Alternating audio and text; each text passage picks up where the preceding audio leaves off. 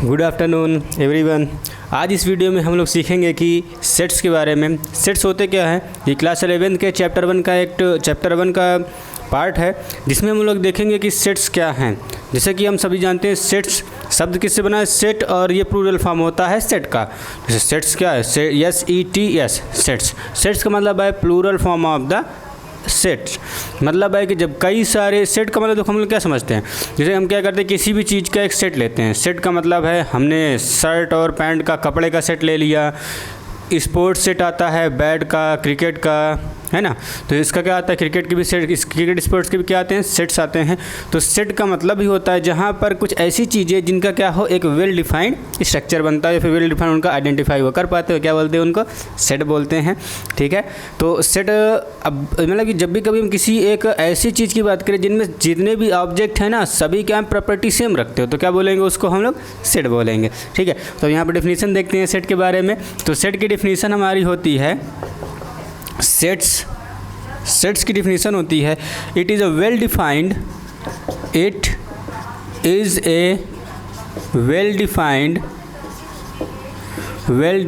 Group और collection. Well defined group और collection, ये क्या होता है, एक वेल डिफाइंड ग्रुप या कलेक्शन होता है सेट्स में, जिसमें हम क्या करते हैं, चीज़ों को आइडेंटिफाई करते हैं कि उनमें सिमिलर प्रॉपर्टी है या नहीं। यदि हम उसको क्या करते हैं, एक ही साथ सिमिलर प्रॉपर्टी रखने वाले चीज़ों को एक साथ रखते हैं तो क्या बोलते हैं, उसको सेट्स कहा जाता है। ठीक है। अब जैसे कि और एग्जाम्पल देखना चाहें सेट का, हम देखते हैं प्लेइंग कार्ड का सेट आता है। ठीक है। अभी देखते हैं हम लोग यहाँ पर ग्रोसरी का, जैसे हमारा किचन का सेट आता है ना। वैसे ही क्या होते हैं, सेट्स हो सकते हैं। सेट्स कुछ भी हो सकता है, आपने डेज़ का एक साथ लिख दिया, सेट हो जाएगा। मंथ को एक साथ लिख दिया, नेम ऑफ मंथ से एक साथ लिख दिया, सेट हो जाएगा। आपने अपने कुछ दोस्तों के नाम लिखे, वो क्या हो जाएंगे, सेट हो जाएंगे, है ना। वो सारे क्या हो जाएंगे, सेट्स हो जाते हैं। ठीक है। अब यहाँ पर बात आती है ना कि सेट्स के कुछ इंपॉर्टेंट पॉइंट्स होते हैं, उसको देख लेते हैं। जैसे कि हम लोग सेट लिखते हैं, जैसे हमने लिखा है यहाँ पर कि एग्जाम्पल के तौर पे नेम ऑफ योर फ्रेंड्स।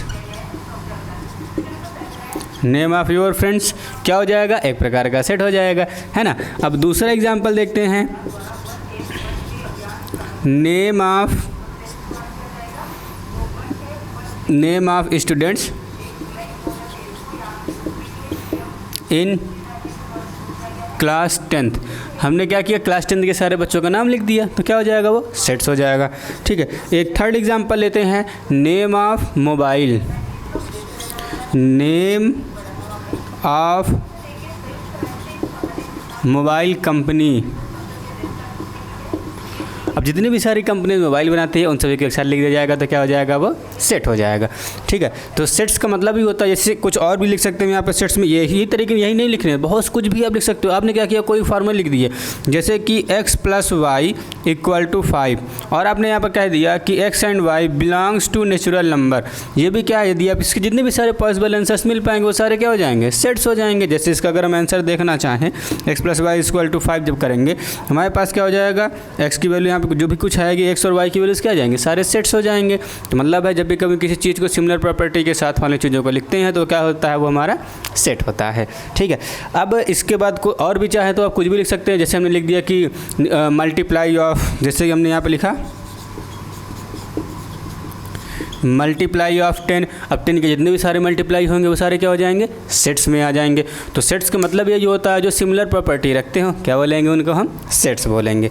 ठीक है। अब आते हैं इसके बाद नेक्स्ट टॉपिक में कि कैसे हम सिर्फ इसके कुछ इंपॉर्टेंट पॉइंट्स होते हैं वो पहले देख लेते हैं कि सेट्स में क्या क्या होता है, उसको हम कैसे रिप्रेजेंट करते हैं, वो सब चीज़ें यहाँ पर आज देखेंगे।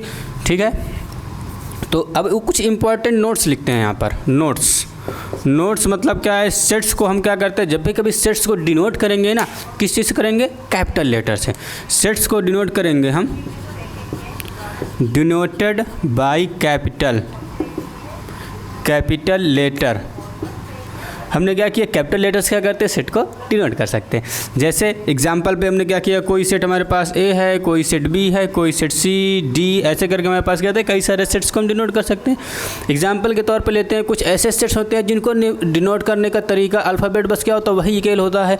जैसे नेचुरल नंबर लेते हैं, तो नेचुरल नंबर को हम लोग सब जानते हैं कैपिटल एन से डिनोट करते हैं, तो कैपिटल एन से क्या करते हैं, नेचुरल एन को डिनोट करेंगे और वहाँ पर लिख देंगे 1 2 3 4 डॉट डॉट डॉट, ये जहाँ तक जाएगा उसको लिख देंगे। होल नंबर पे बात आती है तो होल नंबर क्या करते हैं, W से लिखते हैं।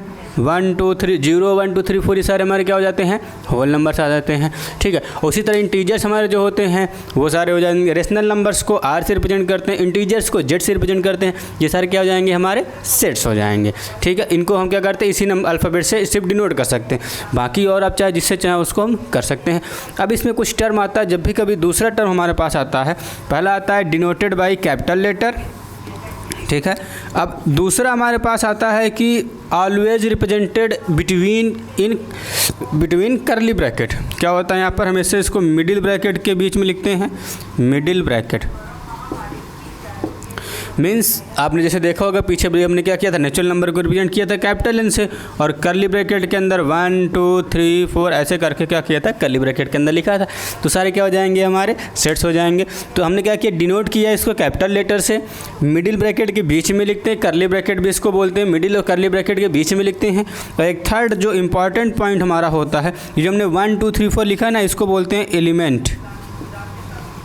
क्या बोलते हैं, एलिमेंट।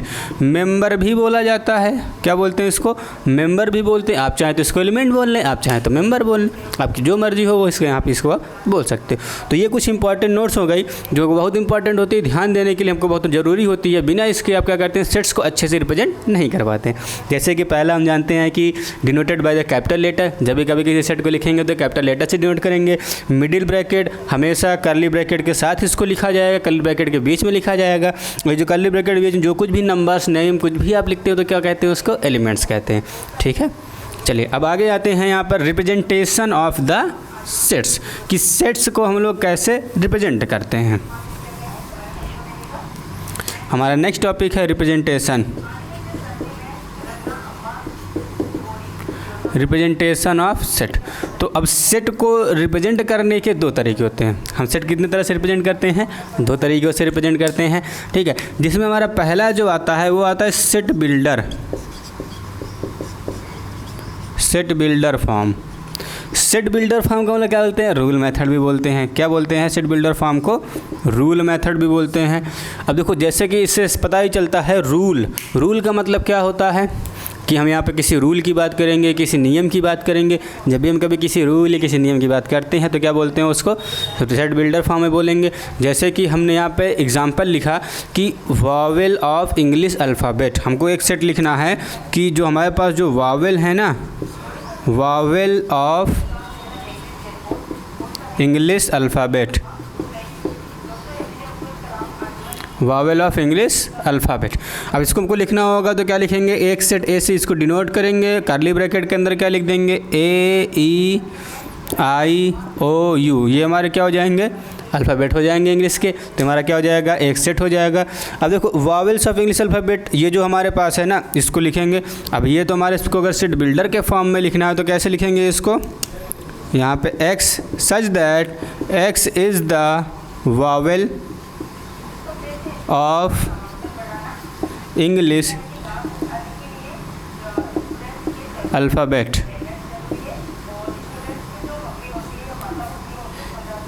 इंग्लिश अल्फ़ाबेट आई बात समझ में। तो सेट बिल्डर फॉर्म में क्या करते हैं, हम रूल फार्मूले की बात करते हैं। जैसे कि यहाँ पे एक हम और दूसरा लिखना चाहें अगर, कि एक इक्वेशन हम लिखते हैं x + y = 15। ये हमने क्या किया, लिख दिया, और उसके बाद बता दिया कि x belongs to x and y belongs to natural number, ये बोल दिया। अब क्या करेंगे, यहाँ पे एक सेट बनाएंगे n, जिसको हम लिखेंगे यहाँ पर x such that x is the natural number, x is the natural number, rational number, and x belongs to n। क्या हो जाएगा, ये हमारा हो जाएगा सेट। तो ऐसे करके हम क्या करते हैं, सेट बिल्डर फॉर्म को रिप्रेजेंट करते हैं। अब एक दूसरा तरीका हमारे पास और आता है सेट बिल्डर फॉर्म के अलावा भी। उस दूसरे तरीके को हम लोग क्या बोलते हैं, रोस्टर मेथड बोलते हैं। क्या बोलते हैं उसको, हम लोग रोस्टर मेथड बोलते हैं। तो अब रोस्टर मेथड में हम लोग देखते हैं, यहाँ पर हमारा सेकेंड मेथड आता है रोस्टर। क्या आता है, रोस्टर। रोस्टर को हम लोग क्या बोलते हैं, टेबुलर मेथड भी बोलते हैं। क्या बोलते हैं रोस्टर को हम लोग? टेबुलर मेथड बोलते हैं। जैसे कि हम लोग को अच्छी तरह से पता है कि जब भी कभी क्या करते हैं, टेबल बनाते हैं तो टेबल में क्या होता है, सिर्फ नंबर ऑफ एलिमेंट्स लिखा जाता है, नेम ऑफ एलिमेंट्स लिखा जाता है, फिर नंबर्स का उपयोग करते हैं। तो वैसे ही टेबल्स में क्या करेंगे, जब भी कभी हम नेम नंबर का उपयोग करेंगे तो क्या हो जाएगा, वो हमारा रोस्टर फॉर्म में हो जाएगा। जैसे पिछले वाला एग्जाम्पल लेते हैं, हमने पहला एग्जाम्पल लिया था कि वहाँ पर वावेल थे अल्फ़ाबेट के, तो हम इसको कैसे लिख सकते हैं, ए को AEIOU, ये हमारे क्या हो जाएंगे, अल्फ़ाबेट हो जाएंगे इंग्लिश के वावेल्स के। ठीक है, तो ये क्या हो जाएंगे हमारे सेट बिल्डर फॉर्म के। तो पहले जो स्टेटमेंट लिखते तो वो होता है। अब रोस्टर फॉर्म में क्या होता है कि हम यहाँ पे सिर्फ एलिमेंट्स का नाम लिखते हैं कि एलिमेंट्स होते क्या क्या हैं। ठीक, हमने दूसरा एग्जाम्पल लिया था कि x + y = 15 था और x belongs to natural number था। ठीक है, इसको भी सॉल्व करते हैं। x की वैल्यू क्या हो सकती है, 0 1 2 3 4 5 6 7 8 9 10 कुछ भी हो सकती है ना। तो उसको लेते हैं। तो हमने यहाँ पे x सेट b लिया है, इसको अगर हम लिखना चाहें तो x की वैल्यू 1 हो सकती है, 2 3 4 ... कुछ भी हो सकती है। तो हमारा क्या हो जाएगा, सेट बिल्डर फॉर्म में। तो ये हमारा रोस्टर फॉर्म में आ जाएगा। तो रोस्टर फॉर्म में क्या करते हैं हम लोग, यहाँ पर नंबर ऑफ़ एलिमेंट्स जो हमारा आंसर आता है सॉल्व करने के बाद फार्मूले को, उसको लिखते हैं। तो हमारा क्या आता है, वो सेट बिल्डर फॉर्म में आता है और रोस्टर फॉर्म में आता है। और सेट बिल्डर फॉर्म में लोग क्या करते हैं, रूल की बात करते हैं। रूल मतलब है कि क्या रूल है हमारा, क्या फार्मूला क्या हमारे पास है, क्या इक्वेशन है हमारे पास। जब भी कभी ऐसी बात आती है तो क्या लिखते हैं उसको, सेट बिल्डर फॉर्म में। और जब उसके आंसर लिखने की बात आती है तो क्या लिखते हैं उसको, रोस्टर फॉर्म में लिखते हैं।